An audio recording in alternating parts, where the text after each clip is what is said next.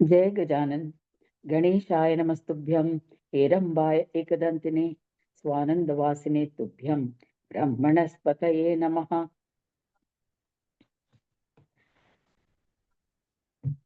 So we'll continue with the story of Sage Vasishta.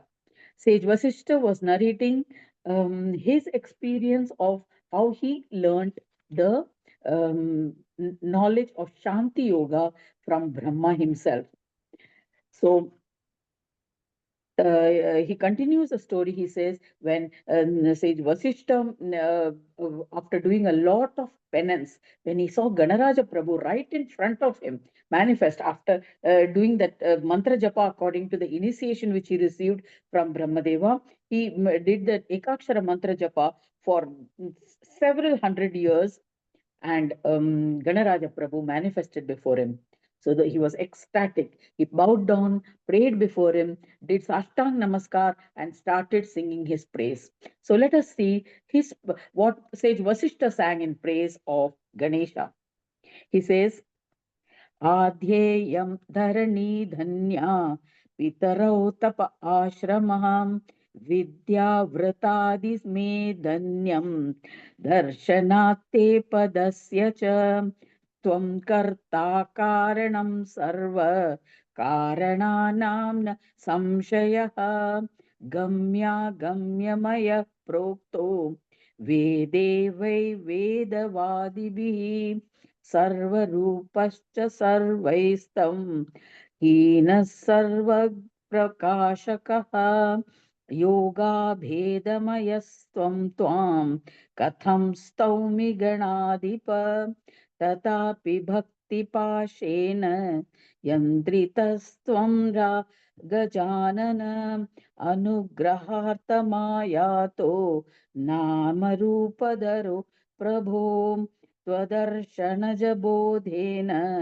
स्तौमि त्वां ब्रह्म नायकं वेदादिभिः सहाद्यश्च संस्तुं योगिभिः परम् नमस्ते गणनाथाय नमस्ते सर्वसाक्षिणे सर्वाकाराय वै तुभ्यं स्वसंवेद्याय ते नमः सिद्धिबुद्धिपते तुभ्यं सिद्धिबुद्धिप्रदाय च अमेयशक्तये देवतुभ्यं नमो नमः असम्प्रज्ञाततुण्डाय सम्प्रज्ञातशरीरिणे तयोर्योगे च योगात्मा देहाय तु नमो नमः शान्तियोगप्रकाशाय शान्तियोगमया यते योगेभ्यो योगदात्रेभ्य योगेशाय namo namaha. So he sings the praise of Gananatha, saying that, oh, there is more. Vakratundaya vai tubhyam ekadantataradharaya cha brahmakaratmakanam te chinnanam dharine namaha stuvat tasya harshena kantaroda samabhavat nanartarishtaro ma vai dehabhana vivarjita निमग्नं तं भक्तिरसे वीक्ष्य देवो गजानन तमुवाच महाभक्तं भावज्ञो भावपूरकः. So in this manner he praises Ganesha. He says that because I feel blessed, my family is blessed, my learning is blessed, my lineage is blessed by your darshan. So, however much I praise, it is insufficient. You are the form of everything. You are you have descended. You can be known through samprajnat samadhi, and in asamprajnat samadhi, we attain union with you. We get the Brahma Bhuyatva, or the Swa Samvedya, self knowing, and then we become the being of Brahma himself. You are in the existing in all forms, in all animate, inanimate. You can be known only through yoga and through yogatma deha. You yourself the embodiment of yoga. You can be known only through yoga itself. And Shanti Yoga Prakasha, you enlighten the Shanti Yoga. Shanti Yoga Matmayaya, you are the form of Shanti Yoga himself. You who are the husband of Siddhi and Buddhi, who who bestows Siddhi and Buddhi, having infinite glory, infinite powers. I bow to you. I prostrate to you. Vakratundaya, Ekadantaya, and with all kinds of auspicious um, uh, indications. That is, also auspicious. You are the very embodiment of auspiciousness. How much more can I praise you? He says like that, and he just stands there dumbfounded after singing the praise of Ganesha. So Ganesha is extremely pleased with this praise of sage Vasishta. He blesses him. He says, "You will be filled with you. I bless you with steadfast devotion towards me. You will get all that you desire, and O meritorious devotee, your devotion to me will be strong and steadfast. Whenever you think of me, I shall instantly manifest before you." So this is the blessing that Ganesha gives sage Vasishta. After giving these blessings, he just disappears from there. So sage Vasishta, he became he installed an idol of Ganesha and became a worshipful yogi. So in this way, he got this knowledge of Shanti Yoga from Shanti Yoga practices, and he got the darshan of Ganesha himself. Now, this knowledge sage Vasishta is imparting to his grandson Parashar. Parashar had asked him this knowledge, so he was imparting this knowledge to Parashar Muni. Now, so Parashar Muni, he was for Parashar was a devotee of Mahavishnu. So he started. He chanted the names of the name of Mahavishnu, and he got the and systematically he ascended the path of yoga and accomplished yoga. Finally, after some time, Vishnu himself incarnated as the son. Parashar's son was Veda Vyasa. Vyasa Muni, who reorganized the Vedas, rewrote the Vedas, classified them, and all what we have right now, this whole treasure of all Vedas, Shastras, Mimamsas, and everything, Upanishads and Vedanta, Veda Shastras, all have been classified by Veda Vyasa and through his Shishyas. He has assigned different tasks to his Shishyas who formed groups and teams, and they all organized this Veda as we have it today. So this Veda, Parashar's wife, Parashar to Veda Vyasa was born to Parashar. So, but still, he continued to do his penance, Parashar, even after Vedavyasa was born. And with his wife, Vatsala, he performed a number of austerities. Then Ganesh, despite so he then the Ganesha himself should incarnate and be born as he did austerities, and he prayed that Ganesha himself should be born as his son. So when he did this penance, after when he did this penance for 10,000 years, Ganesha manifested before him. So Ganesha, when Ganesha manifested before him, he was ecstatic, and he was filled with emotions. With his wife, he did pranams, he offered puja, he sang his praise. So how now again Parashar sings his praise. Parashar Uvacha. Parashar sings the extols the praise of Ganesha. So how he sings his sloka also is here.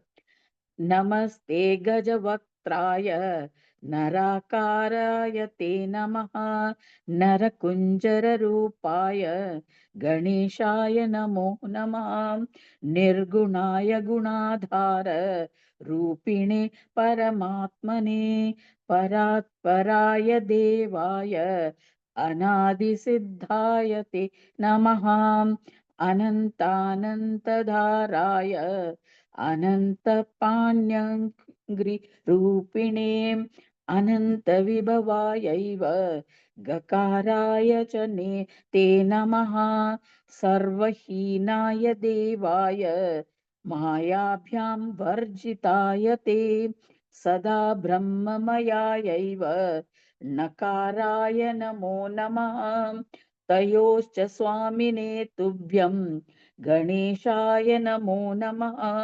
स्वानन्दवासिने पूर्णं भुक्तिमुक्तिप्रदायते किं स्तौमि देव देवेश वेद कादिभिः सम्पादितं परं ब्रह्म त्वामतः प्रणमाम्यहम् यदि तुष्टेसि देवेश तदा पुत्रो भव प्रभो आवयोर्गणनाथत्वं तदा मे स्यात् स्थिरं मनः अस्माकं कुलदेवश्च त्वमेव गणनायक ब्रह्मभावेन नित्यं त्वां भजामस्तत्र विघ्नप पुत्रभावेन देवेश भजेयं संस्तृतोद्गतः संसारसफलस्तेन ब्रह्मरूपो भवेच्च मे श्रुत्वैवं. So this he extols the praise of Ganesha. He says that you are the of Gana, the name Gana. Ga stands for the all your the various forms. Na stands for your head or the collectivity. So together you form Gana. So and you have infinite glory. You are Nirguna as well as you have you have attributes, that is Saguna as well as Nirguna. And how even the gods are fall short in praising you. Vedas find words insufficient to praise you. What am I, a small being, to be able to praise you enough? But what I want is, I only request of you, you are already my Kula Devam, that is my family deity. I'm already worshipping you as a family deity, but I have one request to make. Please be born as my son. I want you to be born as my son, so that putra bhavena devesha, may I be able to look at you in the as a son, and so and worship you in that way.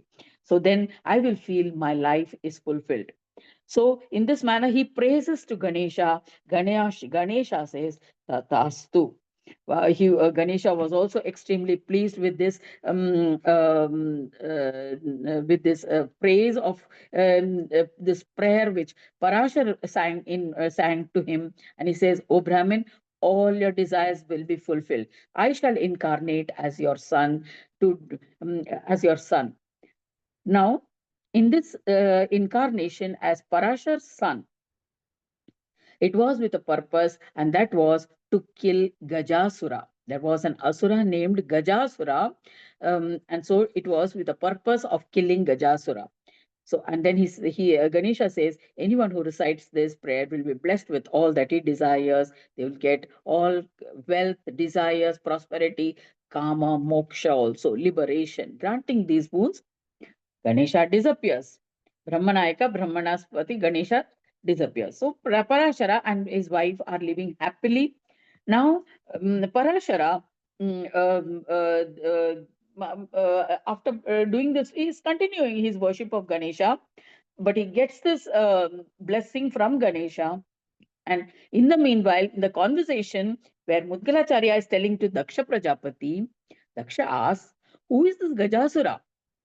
Who is this Gajasura for which this Ganesha is taking incarnation in the house of Parashar Muni?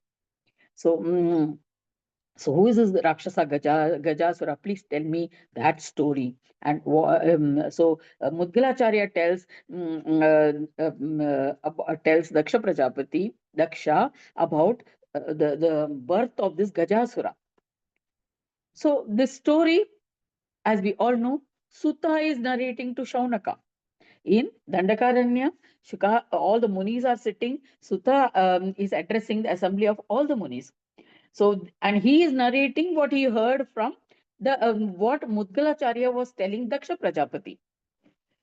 So Sutta was also a contemporary of Vyasa.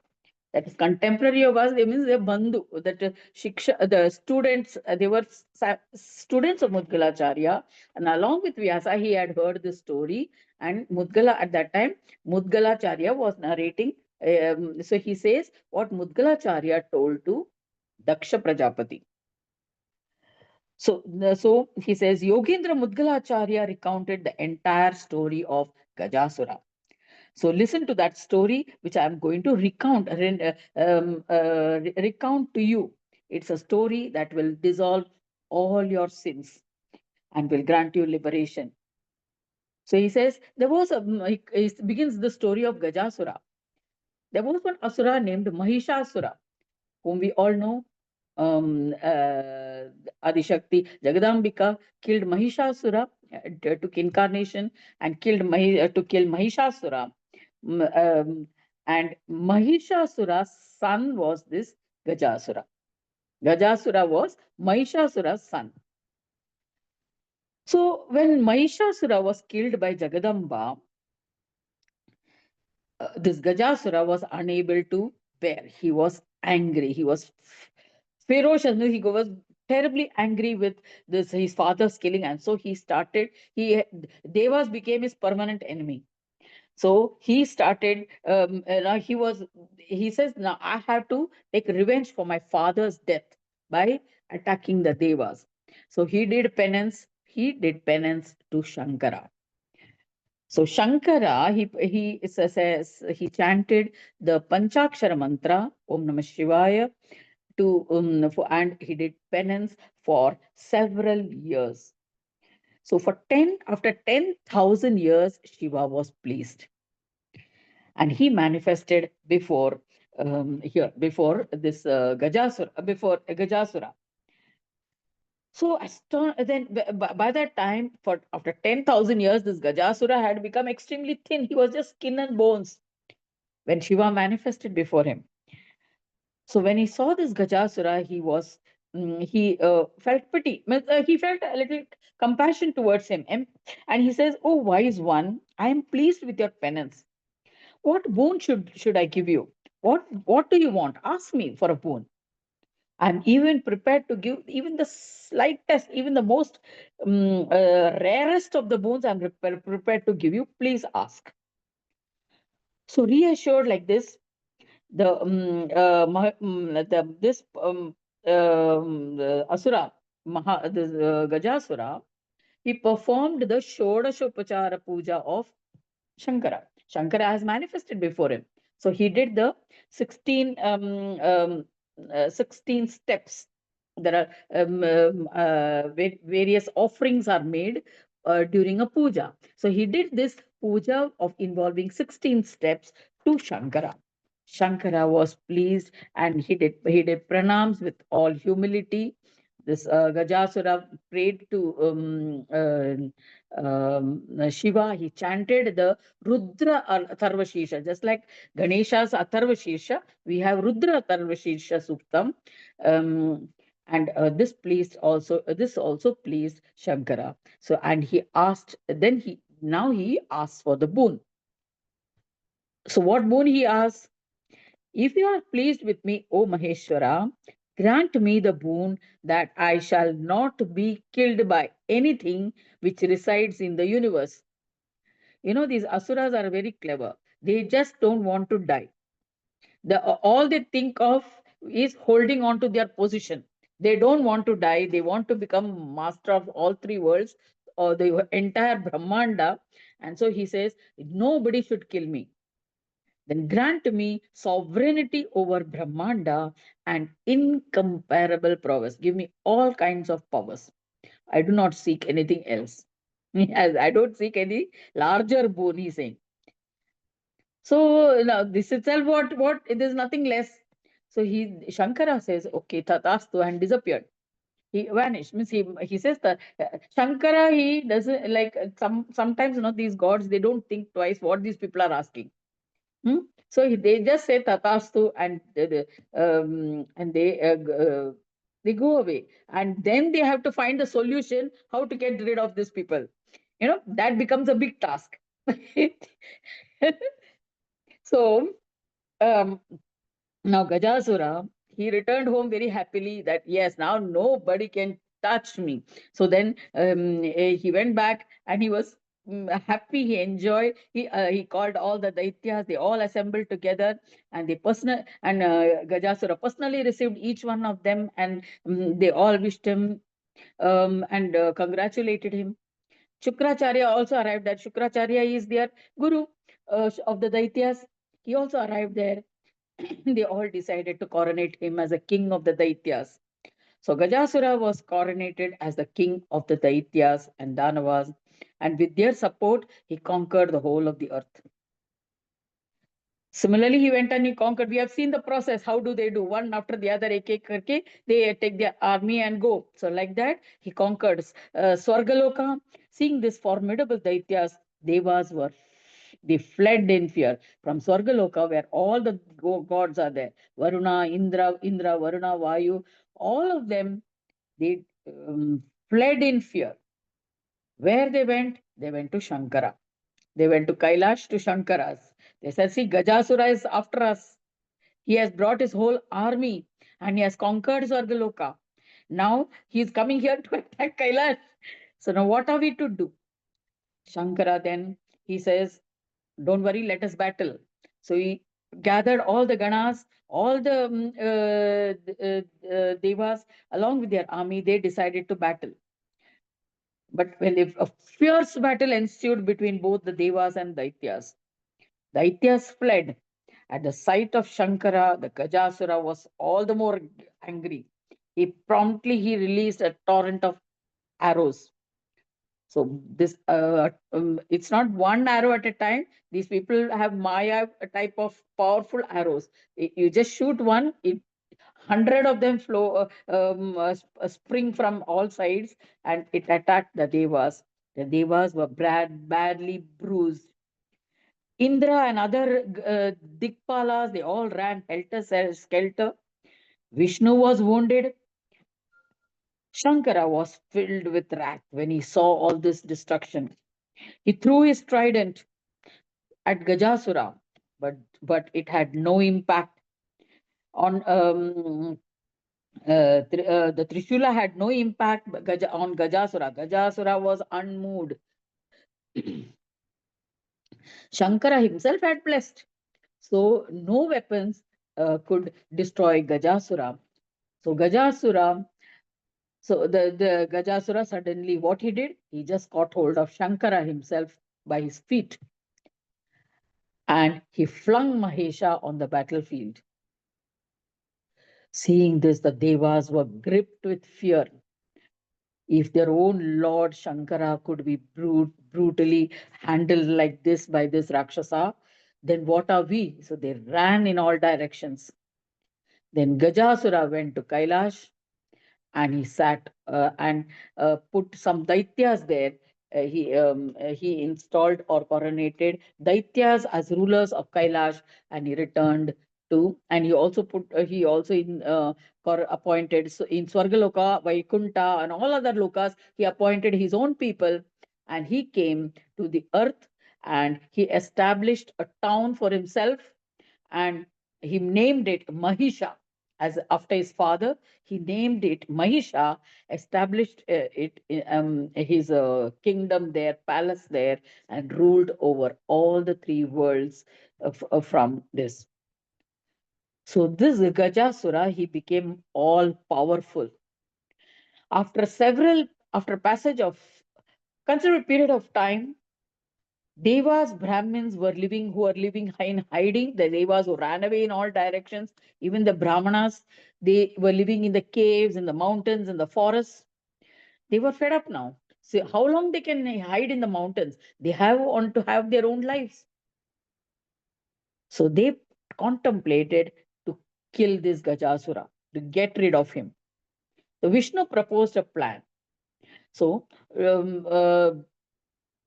due to a boon, no one residing in this Brahmanda can he disclosed to these people, all his the munis and Brahmins who do, they all wanted to kill Gajasura, no doubt. They approached Vishnu, but Vishnu told them, see, because of the boon given by Shankara, This Gajasura cannot be killed in this whole of Brahmanda.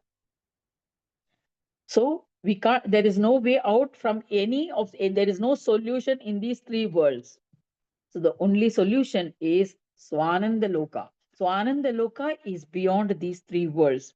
It is that is it is a different, it is different from all this universe. And the Lord of Swananda is Ganesha himself. So they, all the devas, rishis, and Vishnu and Shankara and all of them decided to pray to Ganesha. And so they, all of them began their prayers. Each one of them prayed in their own way. Some of them did mantra japa, some of them did yajnas, some of them did pujas, some of them did manasa pujas, some meditated, some praised the Lord. So in this way, they, all of them in their own way, they started praying to to Ganesha. Some of them, they made the pancha agnis and performed meditation rituals, sacrifices in them. Some of them meditated, some of them sang bhajans. 100 years they prayed. After 100 years, that Gajanana was pleased and he manifested before them. He said, "O Devas, I am pleased with your penance. Even though it is whatever you may ask, I will grant it to you. Even if it is the rarest of the rare, I will grant it to you. Ask." So, hearing this request of Ganesha, they first did Sastang Namaskar, and they were overwhelmed by this by the sight of, by the vision of Ganesha himself. So they also sang his praise. So here we will begin with the stotra in the next session, because it's already 30 minutes. We will stop in the middle of this place where the Deva Rishis sang in praise of Ganesha, who has manifested before him, before them. We'll continue in tomorrow's session.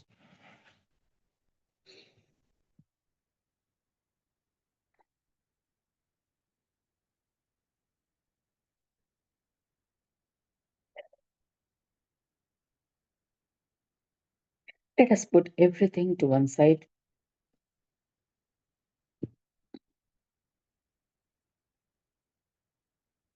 See that you're seated comfortably, your feet firmly planted on the floor,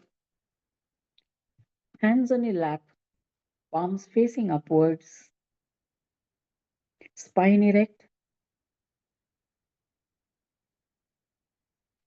eyes gently closed.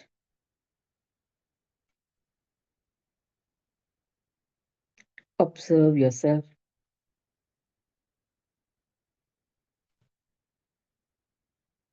Seated wherever you are.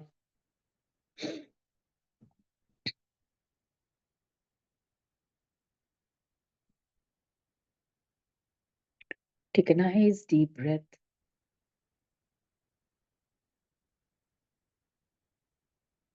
Observe it all the way within.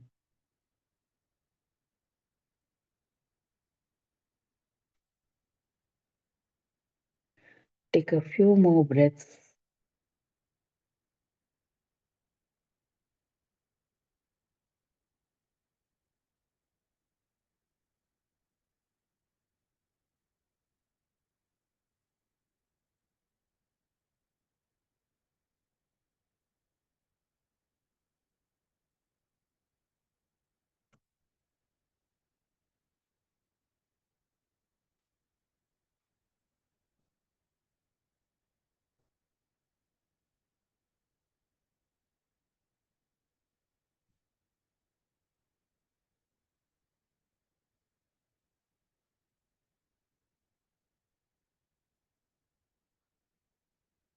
Get into a rhythmic breathing.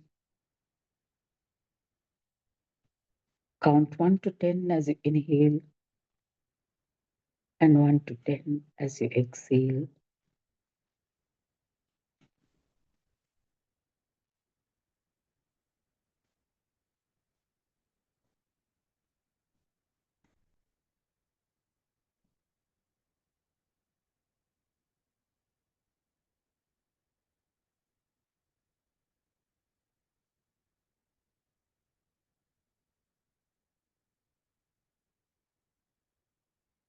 Feel the rise and fall.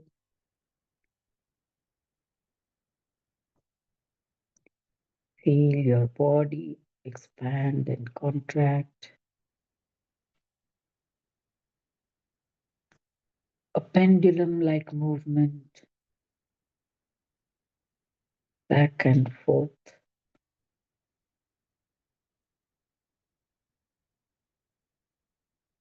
Rhythmic, steady,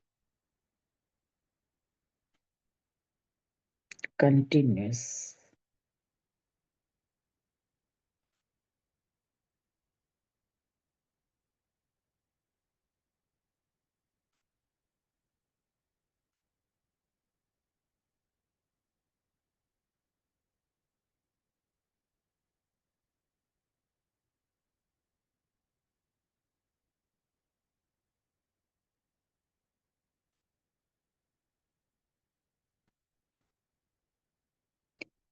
In this state of quiet observation,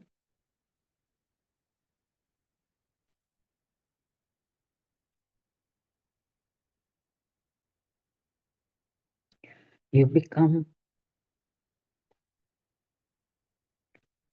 connected to your source, the space of pure potential.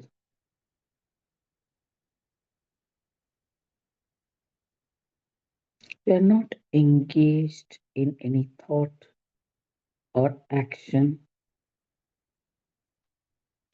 but you're engaged in being in that state of absolute knowing.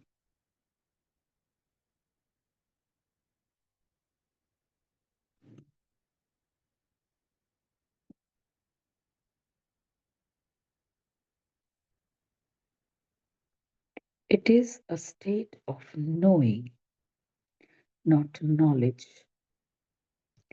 Knowledge becomes the object, but here you are the knowing itself.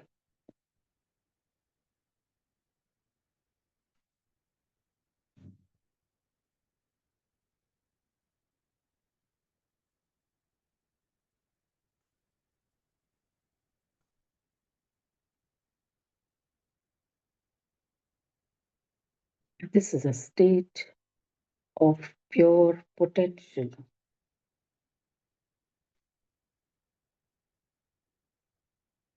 potential to manifest whatever you may desire.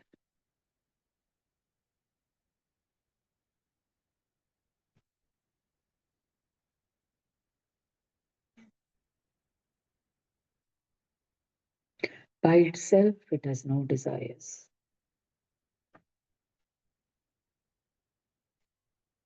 The desire arises when your I comes into picture.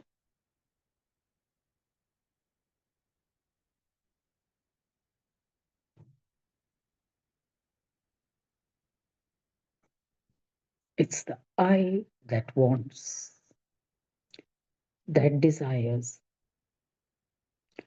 that wishes to possess, to own, to acquire, to do, to act.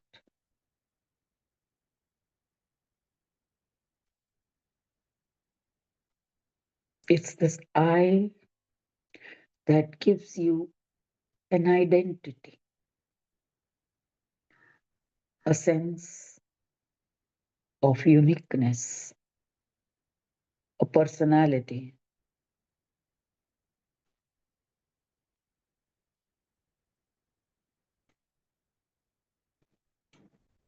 someone who exists in this universe.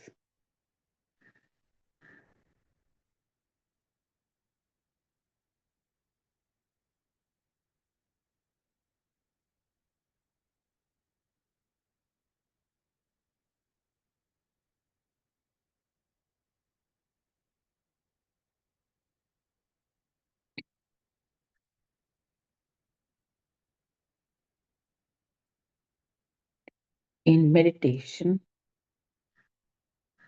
it is possible to dissolve this I. This I does not exist.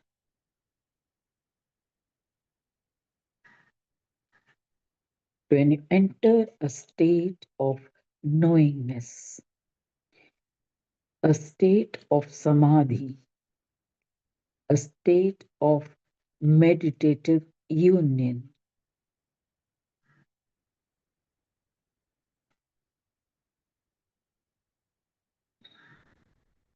union of the mind with consciousness, into that space of knowingness,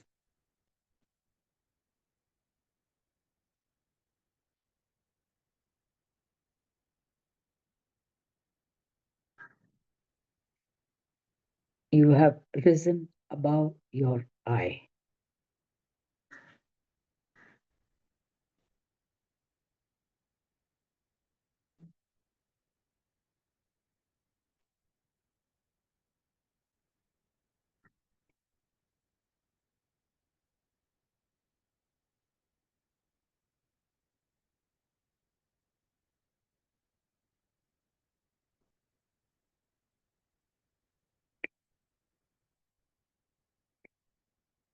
When you go beyond I,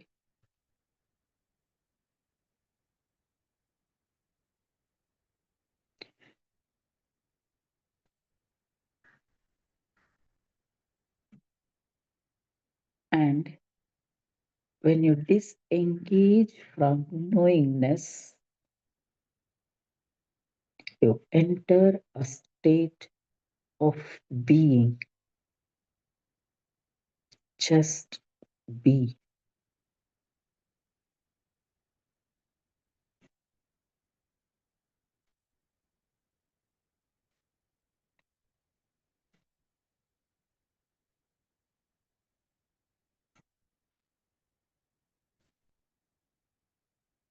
That's the state of samprajnat samadhi,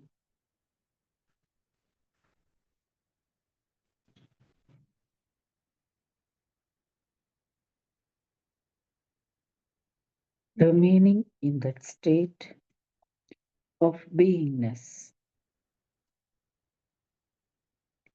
for prolonged period of time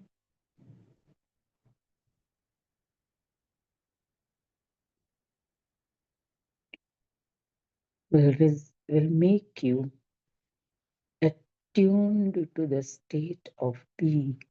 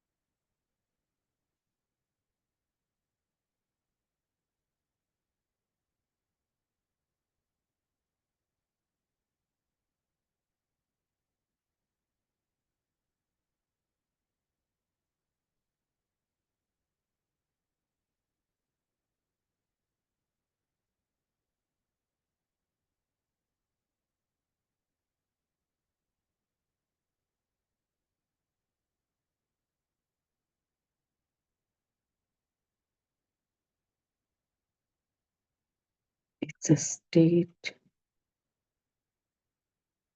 beyond the fourth dimension,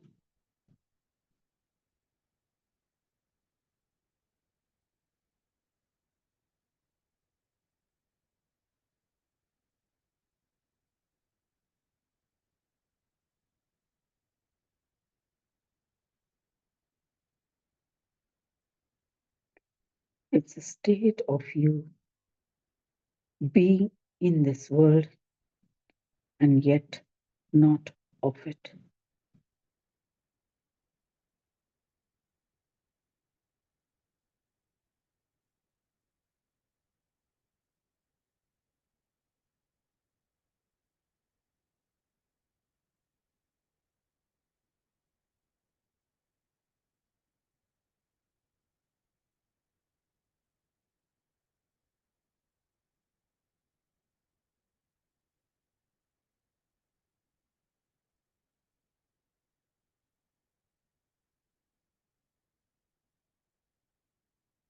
Everything around you will be just as it is. You are aware of everything, but you're not of it.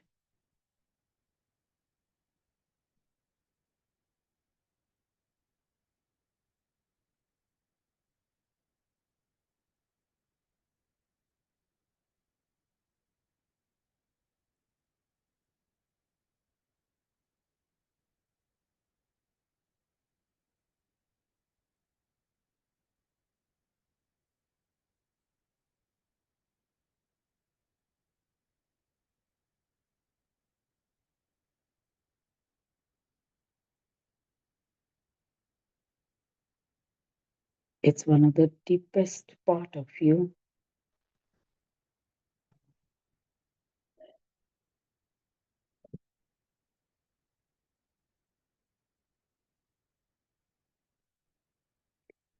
That exists continuously,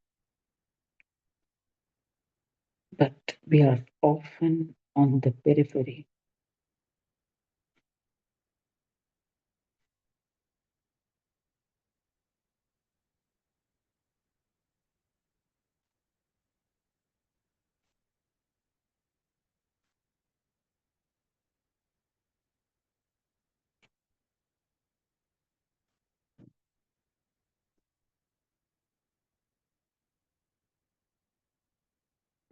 It's a state of deep silence,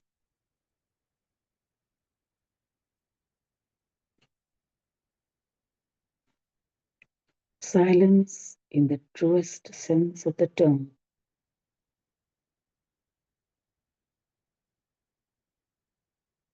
a silence beyond noise, a silence beyond words, a silence beyond thoughts, a silence beyond vibrations.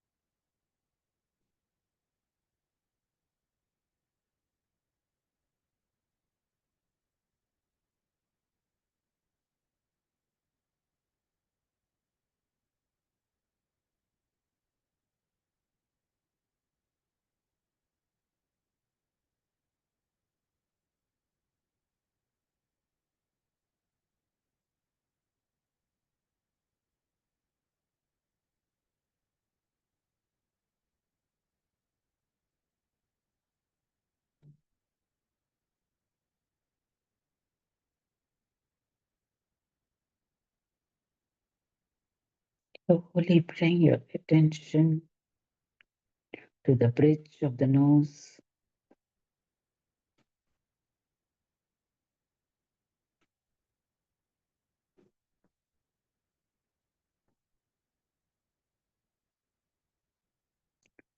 Moving towards the tip of the nose.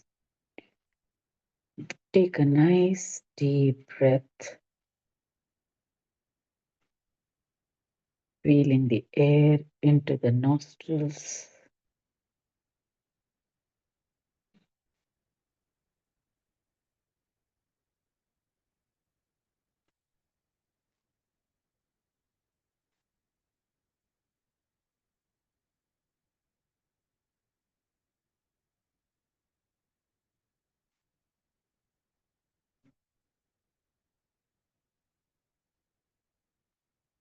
Allow the breathing to happen naturally.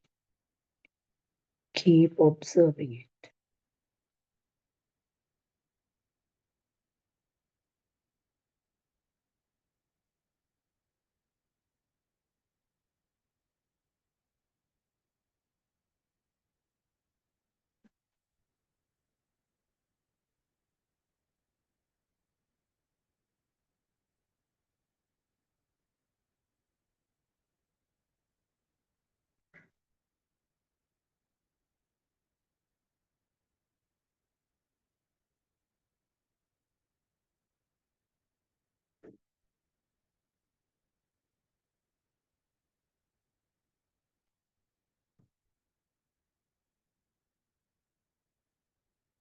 In the state of peace,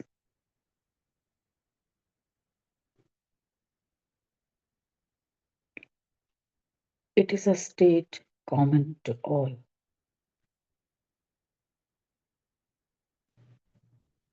There is no differentiation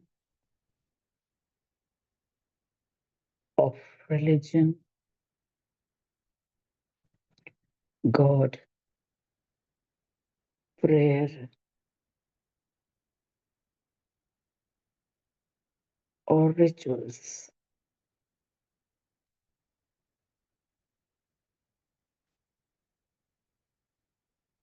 All lead to the same peace,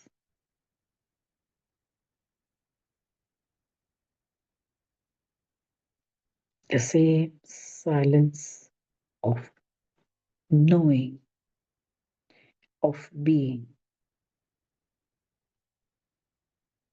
of pure consciousness.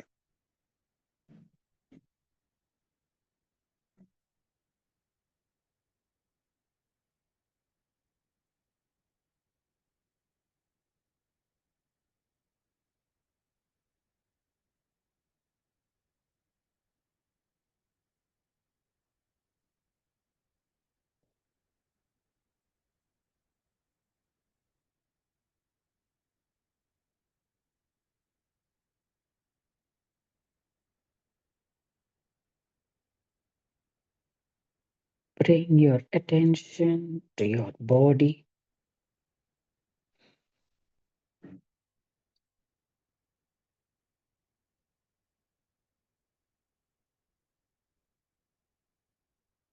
Scan from the top of your head you down your whole body up to your feet.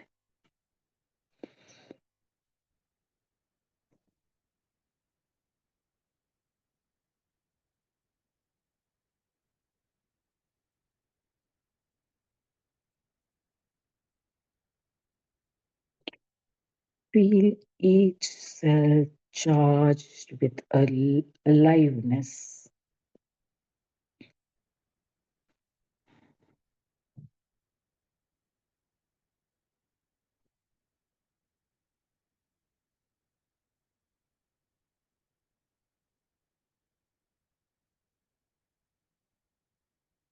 There is an heightened awareness. It seems as though each cell can hear, each cell can breathe.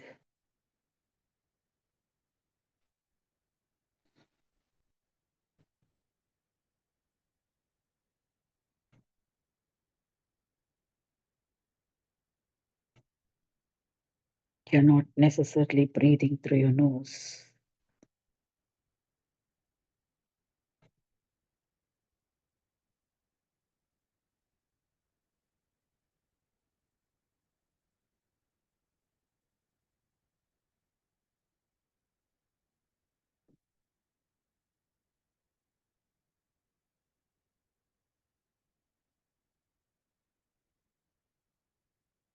Observe yourself.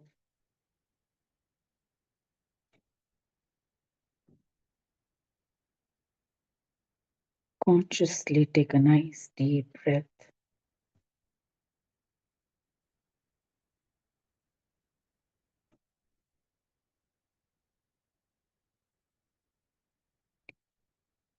Feel the flow of air all the way into your abdomen.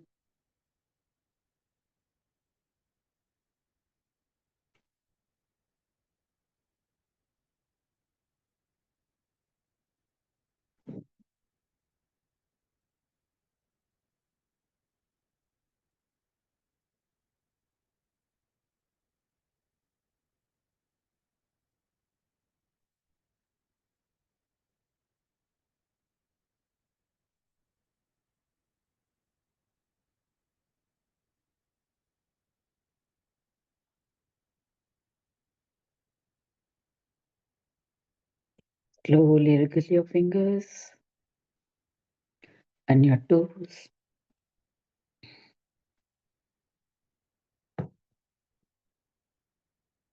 Rub your hands together.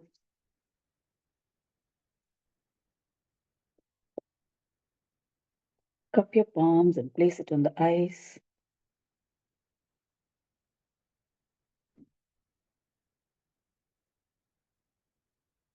And gently rubbing your eyes and your face. When you're ready, slowly open your eyes.